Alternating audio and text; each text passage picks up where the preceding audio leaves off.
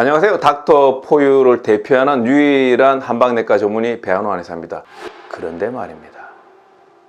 제가 한 제보자로부터 특별한 제보를 받았습니다. 자, 이 핸드폰 속에 있는데요.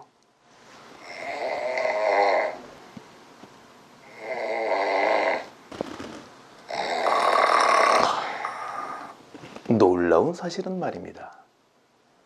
이 제보자가 바로 이 유튜브 제작사 대표라는 겁니다. 자, 이 코골이 때문에 고생하시는 분들이 의외로 많습니다. 그러면 이 코골이가 왜 문제가 되느냐? 몸이 굉장히 피로한 상태에서 잘 때 산소를 훨씬 더 많이 요구가 되는데 이 산소 요구하는 것만큼 들어오지 않으면 억지로 호흡을 하려고 하면서 코를 골게 되는 거죠. 그래서 코를 곤다라고 하는 것 자체는 바로 코를 고는 당신이 만성 피로라는 뜻입니다. 그런데 중년 이후에 코를 골게 되면 더 문제가 뭐냐? 비강이 비우된다 그러죠. 두꺼워지고 코 안쪽도 살이 찌게 되면서 코를 골다가 중간에 숨을 멈추게 되는 수면 무호흡증으로 가게 되고, 그리고 수면 무호흡증이 있게 되면 자다가 본인도 모르게 잠을 깨게 되니까 수면 부족, 불면증이 되는 거죠. 그렇게 되면 또 만성 피로가 생깁니다. 만성 피로가 있게 되면 코를 골게 되고, 코를 골다 보면 무호흡증이 생기게 되고, 무호흡증 있는 분들이 잠을 못 주무시는 수면 부족, 또 만성 피로. 이게 그냥 도돌이표처럼 자꾸 돌게 되면서 혈압도 생기게 되고 당뇨도 오게 되고 여러 가지 갱년기 장애도 거치게 되고 여러 가지 질환들이 생길 수밖에 없다라는 거죠. 그렇다면 이 코골이를 어떻게 해결할 것인가? 저는 오늘 이 코골이를 해결할 수 있는 운동법을 설명드리고자 하겠습니다.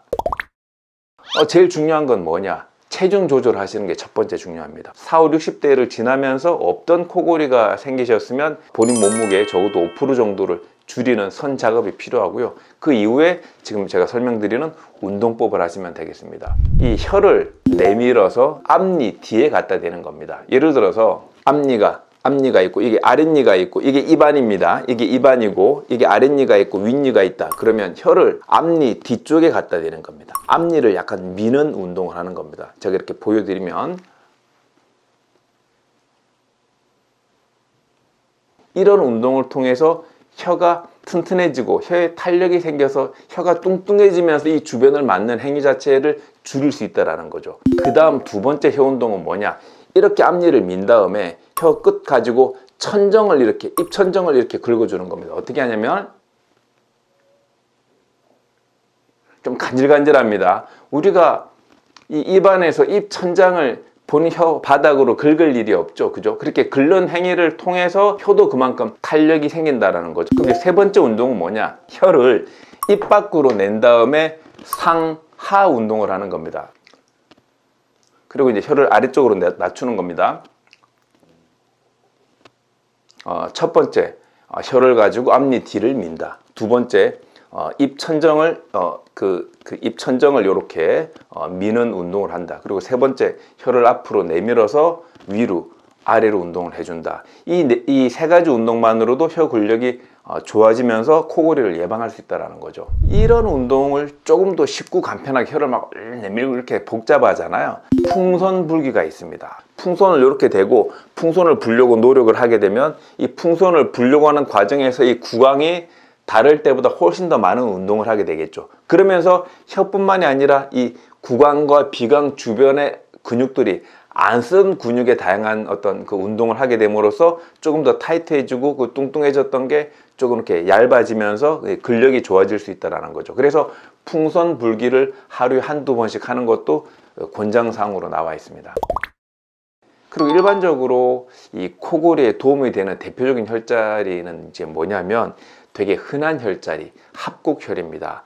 뭔가 이런 쪽이 뭔가 그 코랑 입 주변이 막혀 있을 때 이 주변에 막혀 있는 거를 뚫어줄 수 있는, 채했을 때도 뭔가 뚫어주고 뒷목이 당길 때도 뭔가 뚫어주고 코도 막힐 때 뚫어주는 대표 혈자리가 합곡혈이죠. 합곡혈. 검지랑 이렇게 이제 엄지가 만나는 요 점이 합곡혈입니다. 골짜기가 합친다. 합곡. 그래서 혈자리를 쭉 누르게 되면 뼈마디 사이로 내려가면서 그냥 살짝 눌러서는 효과가 전혀 없고요. 약간 뼈마디가 쑤신다. 뻐근하다. 그리고 각도도 중요합니다. 이렇게 눌러서는 잘 안 되고요. 서로 마주 보듯이 이렇게 반대편 이 골짜기를 따라서 진군해서 들어가는 것처럼 해서 이렇게 누르셔야 이게 이제 합곡혈. 이렇게 딱 누르면 뻐근함이 여기까지 가면서 실적으로 코 주변과 입 주변을 되게 이제 상쾌하게 만들어 주거든요. 그러면서 코골이를 예방하고 정도를 낮추는 데 도움이 되고요. 더 대표적으로 코골이를 좋아지게 하는 것 중에 하나가 정상 체중이면서 비염이랑 축농증 때문에 코골이 하시는 분들이 있어요. 연령에 상관이 없이. 그럴 경우에는 박하차가 정말 도움이 많이 됩니다. 박하는 맛보다 향이 되게 강합니다. 맛보다 향이 강한 식물이기 때문에 딱 들어왔을 때 거의 향의 90% 이상 작용해서 들어오자마자 입으로 내려가는 느낌보다는 모든 게 위로 올라가는 그런 느낌이 있죠. 그런 위로 올라가는 느낌이 청량감도 주고 이 입 천장 위로 뭔가 주변에 막혀있는 조직을 뚫어주면서 뭐 염증이라든지 또 주변 어떤 노폐물을 뚫어주는 데 도움이 되거든요. 그래서 하루에 한 200cc 정도를 가지고 한 일주일 정도는 지속적으로 먹게 되면 정말 코가 뻥 뚫리고 코가 뻥 뚫리는 것만큼 코골이가 확실히 줄어드는 것을 느낄 수 있으니까요. 요 박하차 티백으로 팝니다. 그거 이용하시는 방법도 또 좋을 것 같고요. 그리고 이제 마지막 팁은 뭐냐면 향 이용하시는 거 중요합니다. 코골이 하시는 분들의 특징 중에 하나가 뭐냐면 냄새를 잘 못 맡거나 본인이 냄새를 못 맡는지조차도 모르는 분들이 많이 있습니다. 향에 둔감해지는 거죠. 좋은 향은 뭐 기본적으로 우리가 갖고 있는 아로마 향 같은 거, 에센스 오일, 사실 제일 좋은 건 메이드 인 잉글랜드거든요. 그리고 메이드 인 오스트레일리아, 그 메이드 인 차이나 이런 것들이 있으니까 그런 에센스 오일 좋은 거 사셔가지고 특히 이제 로즈, 그리고 염증 없애주는 건 유칼립투스 이런 거 물에다가 한 방울 딱 떨어뜨린다든지 이렇게 딱 떨어뜨려서 향을 가까이 하는 것. 그래서 실제로 맡아보면 본인이 코가 본인도 모르게 막혀 있는 경우들이 있으면 그런 것들을 통해서 또 향을 맡는 감각 훈련들을 해주시는 것도 이 코골이를 줄이고 예방하는 데 도움이 됩니다. 오늘 영상은 여기까지고요.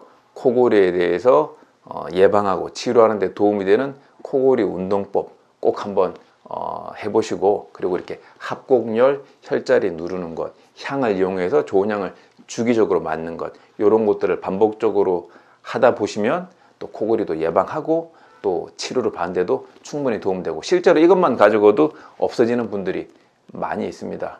제가 오늘 설명드린 거 잘 들으시고 이렇게 코 고는 거. 여보세요? 여보세요? 뭐라?